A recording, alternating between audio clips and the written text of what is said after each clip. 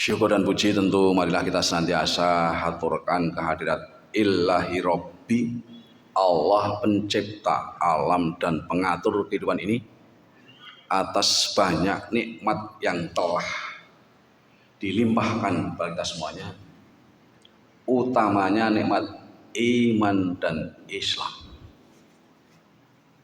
Dan alhamdulillah kita bersyukur dengan nikmat-nikmat itu hingga saat ini, hingga waktu ini, hingga usia ini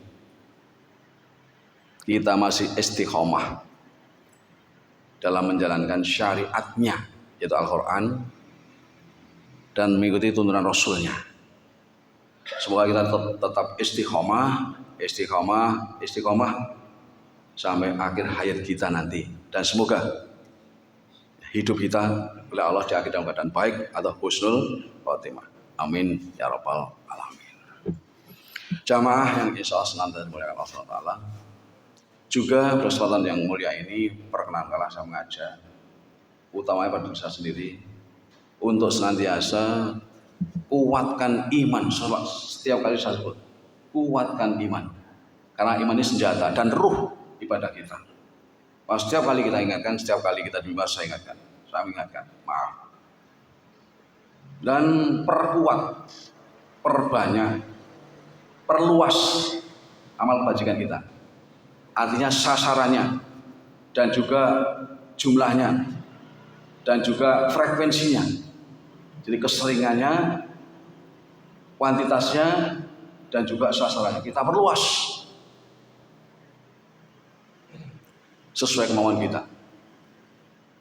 Karena Allah sebutkan dalam firman-Nya, sebutkan innalladzina amanu wa amilus solihati lahum jannatun na'im, dalam Quran. Sungguhnya orang yang beriman dan beramal baik, berbuat baik, bagi mereka adalah surga yang penuh dengan kenikmatan. Lahum jannatun na'im. Maka sahabat saya kepingin masuk surga. Yang di Quran diilustrasikan biar kita kepencut dengan surga. Allah mengilustrasikan, menggambarkan bagaimana keadaan surga nanti di akhirat dan bagaimana keadaan neraka di akhirat. Penuh kenikmatan. Sekali senang, senang terus. Di akhirat nanti surga itu tuh sekali susah terus di akhirat nanti, di neraka tentunya.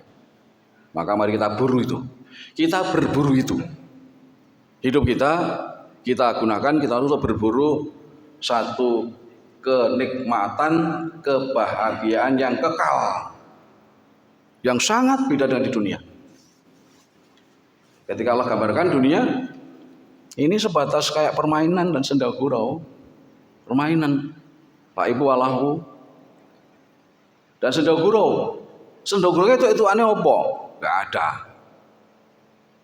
Guyonan itu aneh apa entek dan manfaatnya. Paling melayune ning gibah guyonan iki. Luwih parah ning fitnah. Itu pada di dunia. Dan Bang sebutkan dunia ini, kesenangan ini hanya kesan yang menipu. Di Quran itu ila mata'ul ghurur, kecuali kesan yang menipu. Ratenanan. Ini senang, besok iso susah loh. Fakta ini.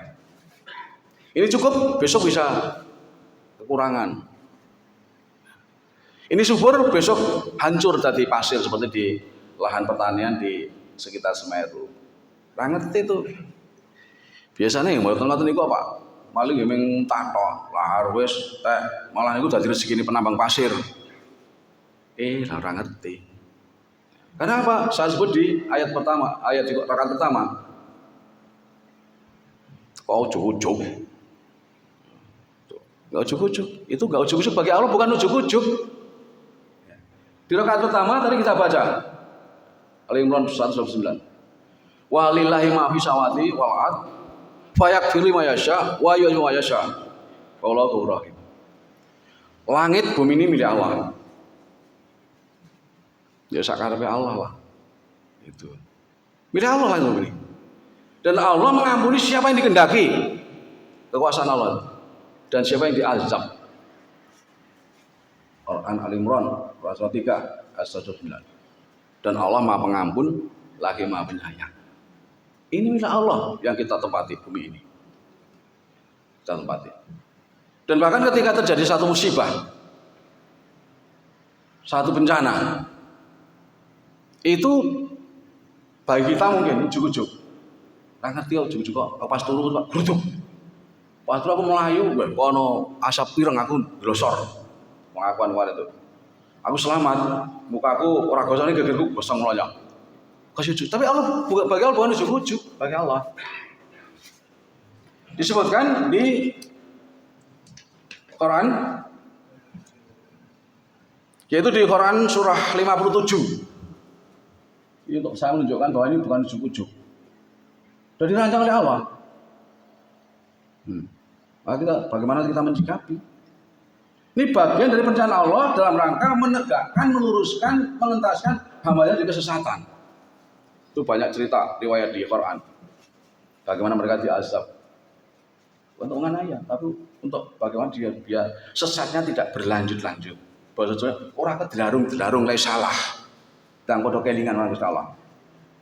Disebut di Quran surah 57 Al-Hadid ayat 2. Ma asaba min musibatin fil ardi wala fi anfusikum illa fi kitabim min qabli an nabra'aha inna zalika 'ala Allahi yasir. Ini buktinya.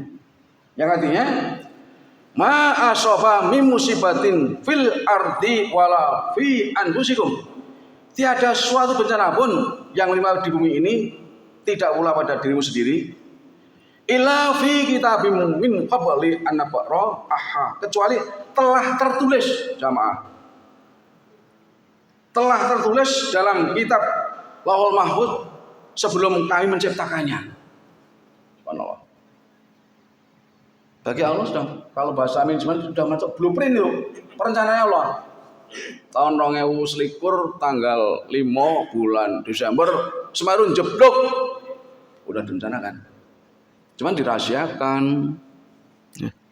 Rahasia Allah itu, karena Allah kuasa atas bumi, langit dan seisinya ini. Full, mutlak, absolut. Gak ada yang bisa mengintervensi. Karena Maha Kuasa Allah saya sebutkan. Inna zalika 'ala Allahi yasir. Sesungguhnya yang demikian itu adalah amatlah mudah bagi Allah. Jamaah yang coba kami kemukakan untuk bagaimana kita bisa lebih kuatkan iman kita. Karena saya seperti awal, iman itu motor ruh penggerak ibadah kita. Nah iman yang lokro. Iman kuat, ya kenceng. Maka sekali lagi, mari kita kuatkan iman kita. Salah satunya dengan kita mencermati, mentadabburi Al-Quran. Salah satunya di itu. Ayat 22, Quran surah 57. Jadi tidak ujuk-ujuk itu direncanakan Allah. Jangan Allah. Cuman Allah ketika itu, ya, karena Allahu Ghafurur Rahim, Allah Maha Pengasih, Penyayang, Maha Pengampun, maka azab itu sama sekali. Jamaah, nanti saya tunjukkan. Sama sekali ketika Allah itu mengazab hambanya, belas pranek sak menir pun untuk menganiaya hambanya. Yakin itu. Belas sak menir pun nggak ada niatan Allah untuk menganiaya, untuk menyengsarakan. Ngumaiko. Memang manusia, maiko orang. Maiko itu zaman sekarang itu membuli, ya, membuli. Bukan begitu. Kita harus yakini dulu bahwa azab diberikan pada hambanya bukan sedikit pun Allah berniat untuk menganiaya, mendolimi. Karena Allah penyayang kok, mengasihi penyayang, kamu mungkin mendolimi. Tetapi lebih kepada untuk mengingatkan hambanya, dan bahkan ekstrimnya mengembalikan hambanya dari kesesatan. Maka ketika ada musibah, ujian, ya kita bersyukur. Kita diingatkan. Yang sudah setua saya ini dengan pengalaman hidup sangat merasakan, dan ini fakta dan menjadi kenyataan.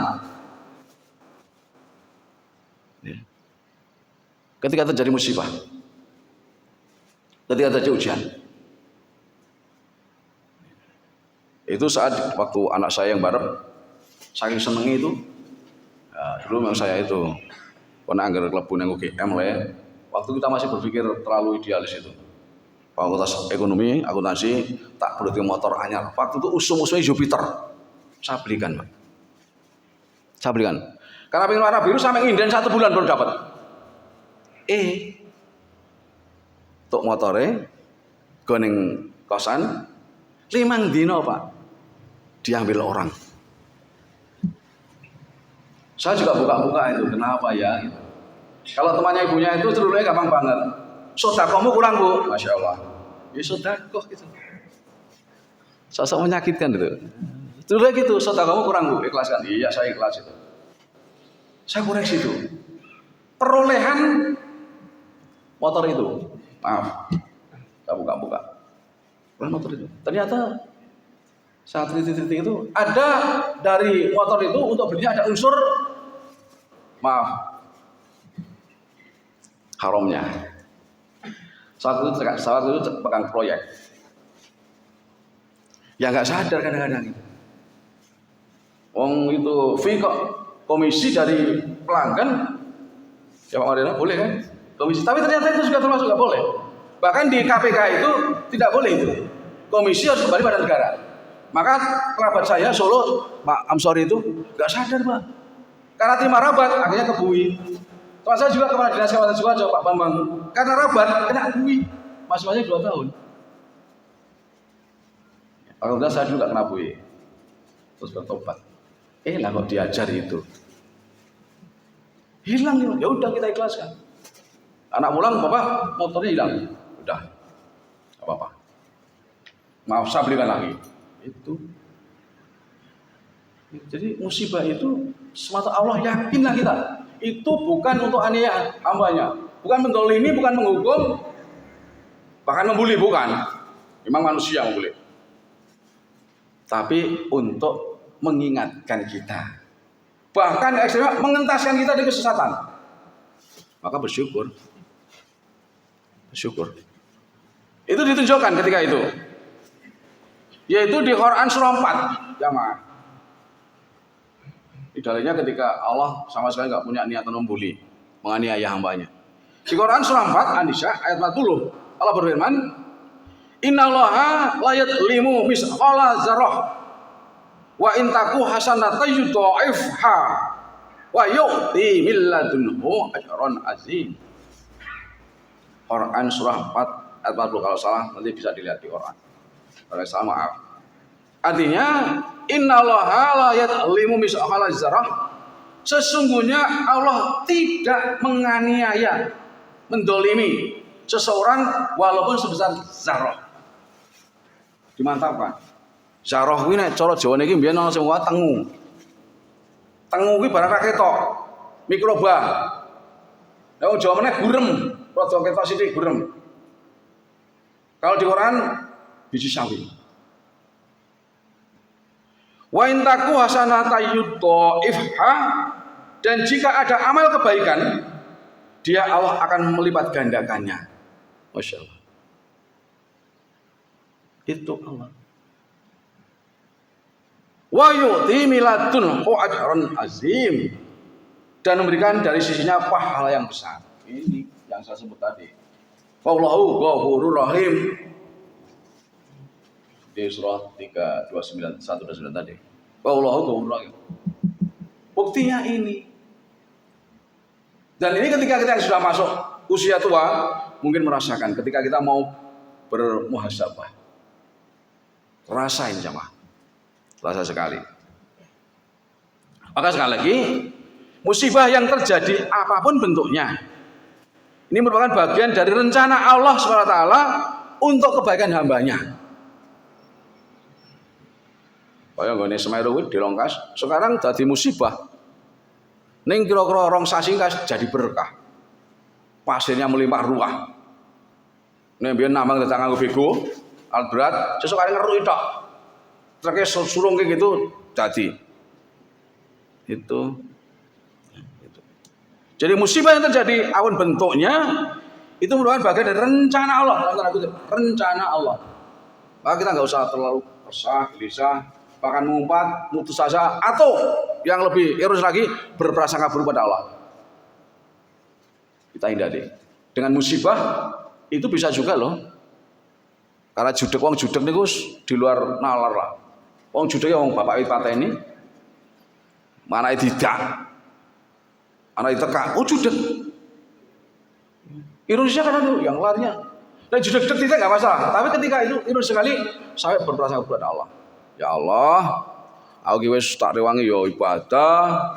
Tuk dit sithik ya tak nggo sedekah sebagian lah. Karena diingatkan, infaklah kamu, belanjakan hartamu, baik di waktu sempit maupun lapang. Lapang maupun sempit balik. Alladzina yunfiquna fis syarri wal dharra. Sudah. Aku masalah, sudah. Tapi ya sih, Bu, masih dikasih kayak gini tuh gimana sih? Nggak boleh tuh. Nggak boleh. Ya, itu. Selanjutnya kita harus bisa memakai, menerima, memaknai setiap musibah yang sepintas berdampak derita. Bukan merupakan sebuah azab sebagai penganiayaan yang datang dari Allah SWT. Namun lebih sebagai peringatan dan bahkan merupakan salah satu bentuk fasilitasi. Kesempatan. Kalau fasilitasi itu kegiatan yang untuk membuat orang itu fasilitasi. Fasilitasi dari Allah SWT dalam meningkatkan ketaatan hambanya dan bahkan ini meluruskan atau mengentaskan hambanya dari kesesatan. Maka bersyukurlah ketika kita ada musibah, ujian. Dan karena ujian itu di Quran disebutkan, ujian itu untuk menentukan seberapa derajat keimanan seseorang. Semakin tinggi iman orang, semakin gede ujiannya. Contohnya para rasul. Masya Allah. Kalau kita baca riwayat para nabi, itu ujiannya luar biasa jemaah. Awal dulu tak lulus piro ini. Belum seberapa kita. Ketika kita coba melihat, menengok ke belakang ke jauh riwayat dakwah Rasulullah. Orang kok dincek dengan kata-kata, dimusuhi sampai perang. Ujian. Kita harus memaknai ujian itu sebagai fase Allah untuk mengupgrade hambanya, ketakwaannya, keimanannya. Orang yang beriman semakin ujian lolos imannya meningkat, ujian lulus tingkat kayak anak sekolah. Grade by grade, kelas 1 naik kelas 2, ujian. Ya kecuali kemarin spesial itu.